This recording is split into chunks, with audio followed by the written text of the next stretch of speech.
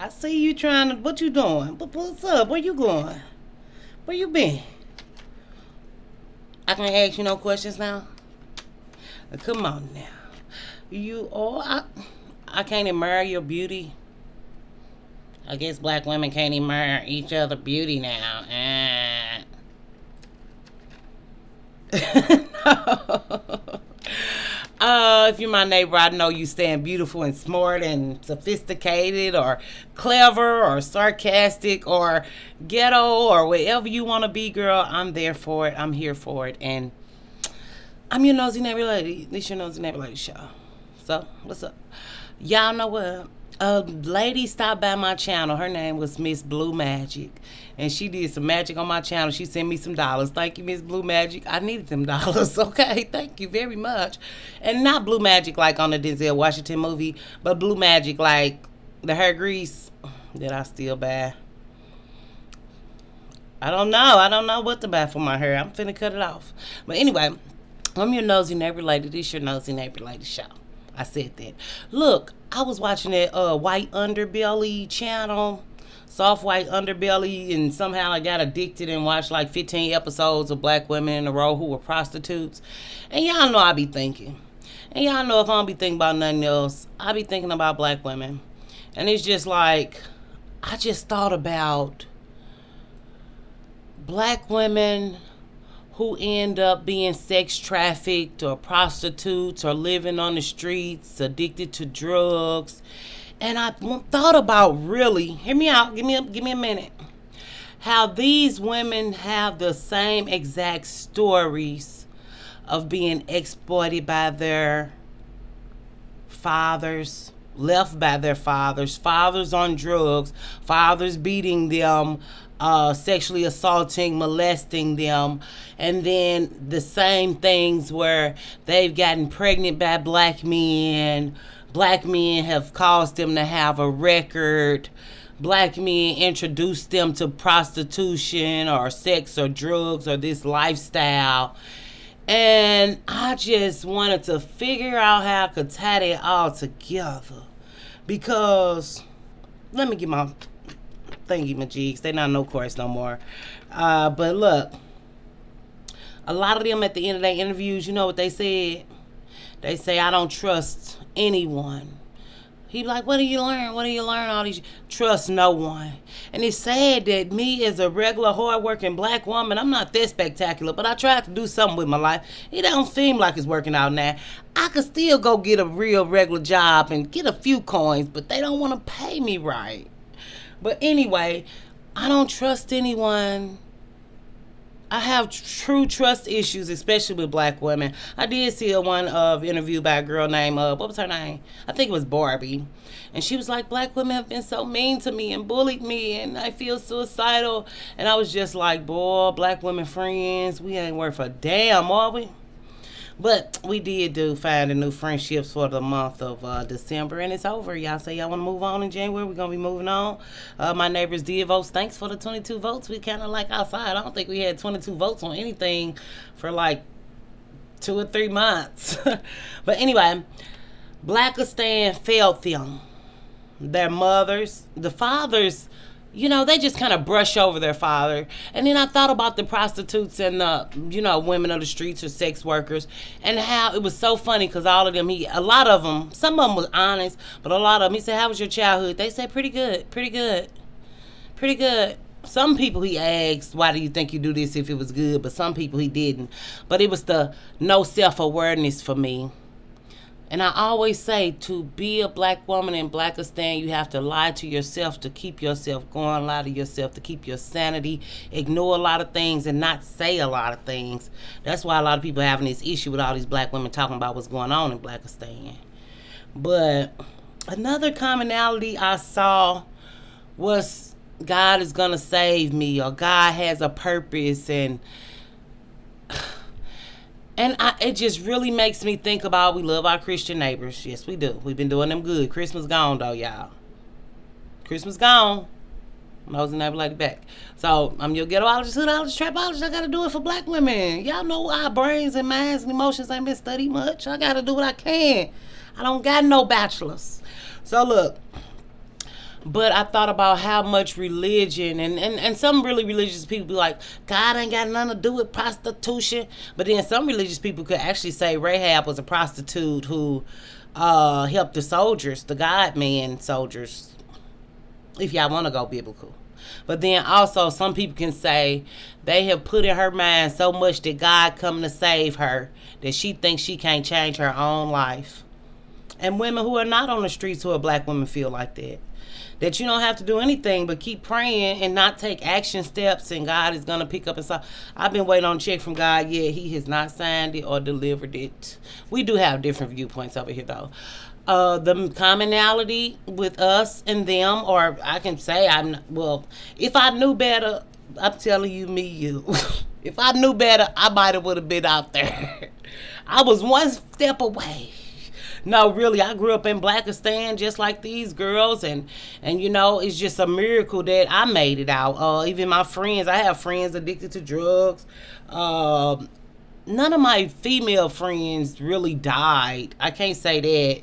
That's why I think it's a real crisis black women are going through with seeing so many black women dying at the hands of black men, since this is a black men video, kind of, sort of, and just spontaneously erupting. Think about the girl at the airport. That's be on her record. There was another girl at the airport with a gun shooting at the ceiling talking about Chris Brown. If it's not our mental health, physically, we're self-destructing behaviors, trying to cope with the trauma and the hurt and the pain. And I just thought about so much how I seen myself with these girls. But y'all know I used to work with sex trafficking victims too, so there's that aspect too. But I just binge watched it all night last night. But this is the only way those women could function in dysfunction. I thought about how much I function in dysfunction, and how every black woman who was raised in Blackistan have to function in dysfunction. And up is down and down is up, and we got to figure out what the, what I'm saying? I cuss on this show. This show is 18 and older. Hey, if you can, like this video. If you don't like it, hit dislike.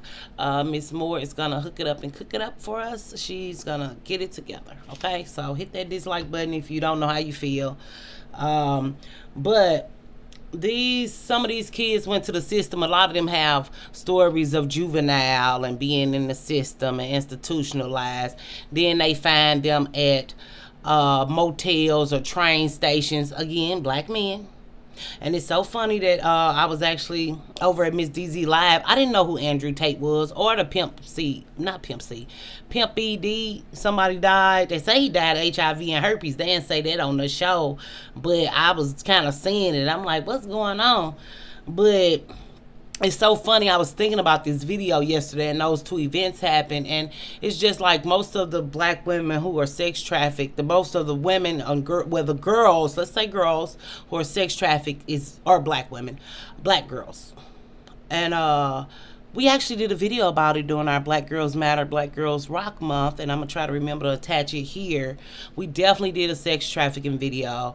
Definitely did some rape and molestation traumas that I'm going to find for this video just to hook you up, and if you want to check it out. I always put stuff up here, and I always got some on end cards.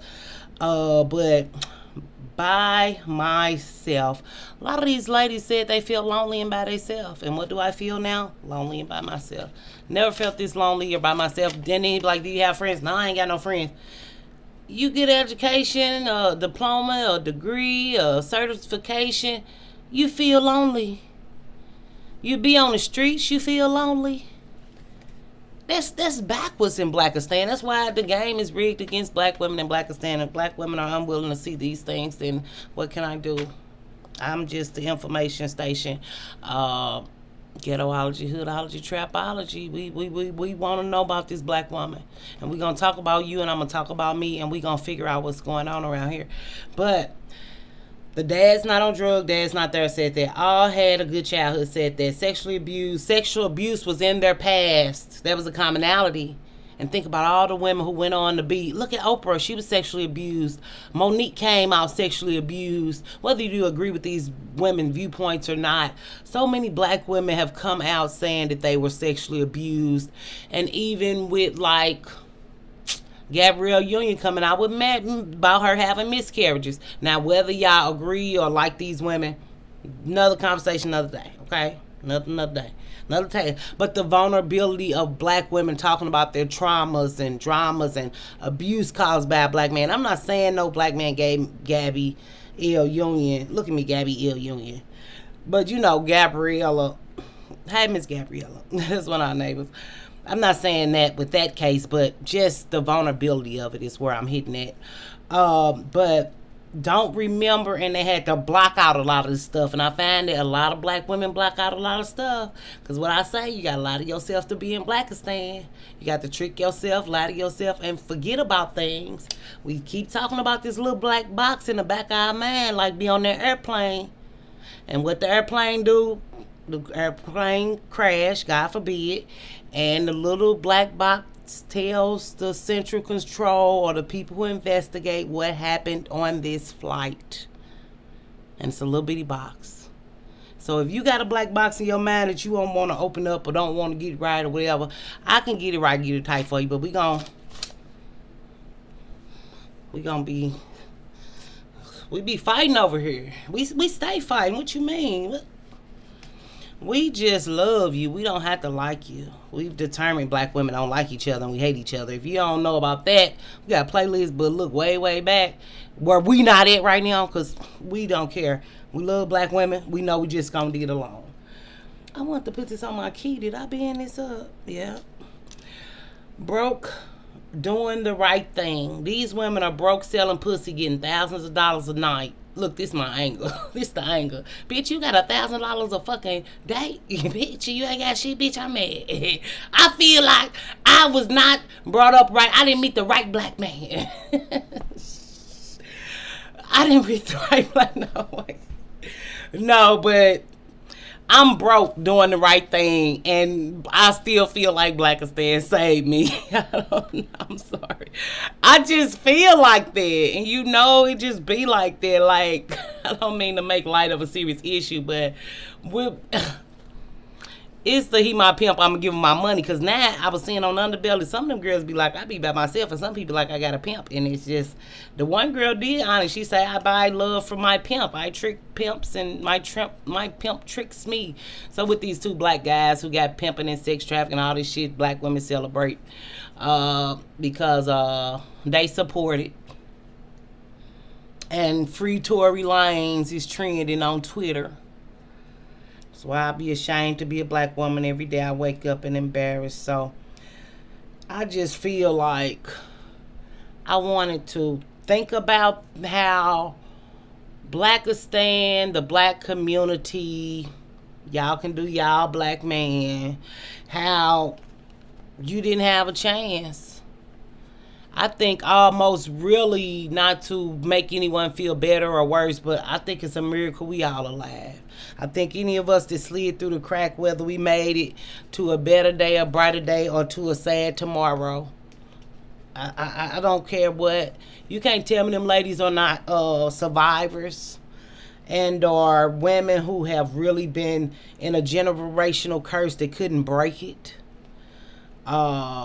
And even with women who was able to break a generational curse, then you got to deal with all this other shit that come with the breaking of the curse, if you believe in curses, you know what I'm saying? So, but we cannot say that the chains are not there, and I'm here, and we're going to be here, and we're going to break these shackles off our minds and just figure out how to change our mind and how to think something new about ourselves and do something new and learn to love each other, even if we don't like it. Stop all this hatred shit, like, because it was just laid out so clear. The more I watched them interviews, the more I related. You know, I ain't never sold pussy. If I sold pussy, this would be a platinum gold bedroom. I wouldn't be on here talking about I'm broke and crying about that washer. That washer broke in November. We got it at the end of November. But, yeah. But the first time they dropped it off, it didn't come. But I think it was a nigga who said he came and didn't come. But anyway,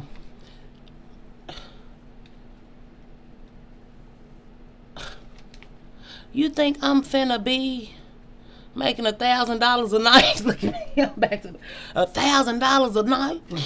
I'm finna change my life. I'm just letting know. I might though. You never know. Like if I want to be something and this fails me and I can't help black women, I'll be like, I tried. Pussy selling saved me. Jesus didn't. Blackistan did. I say I might as well. No, no.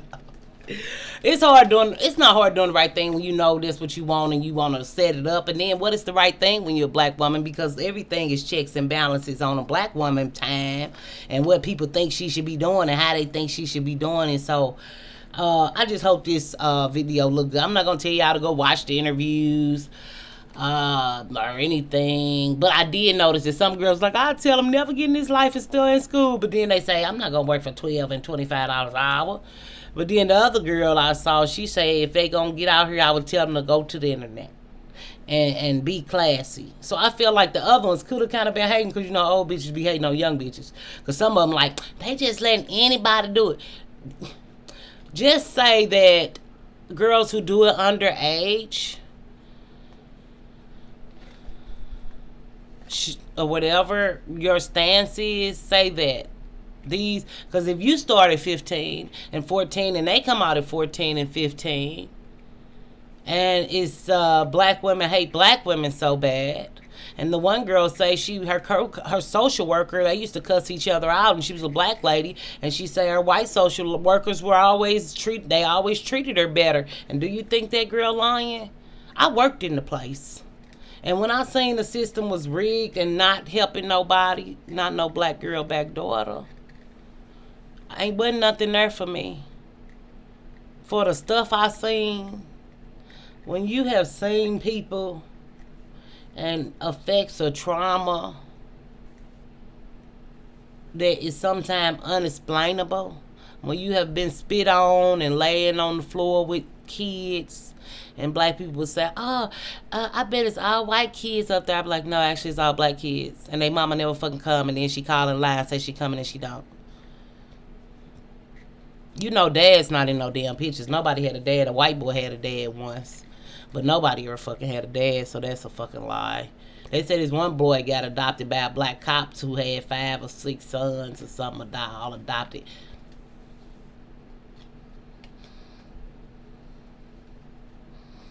Unicorn.com, right? So I'll see y'all on the flip side, on the dip side. We're going to do it all again. Make sure you stay beautiful, innovative, creative. Stay critically thinking. Stay loving on yourself before anybody else. If you want to love on your loved ones while you have, it's your prerogative. But if you growing and changing and doing something, they're not going to love or like you. So bye. Bye. No, they not, but we'll do it all again. And Happy New Year.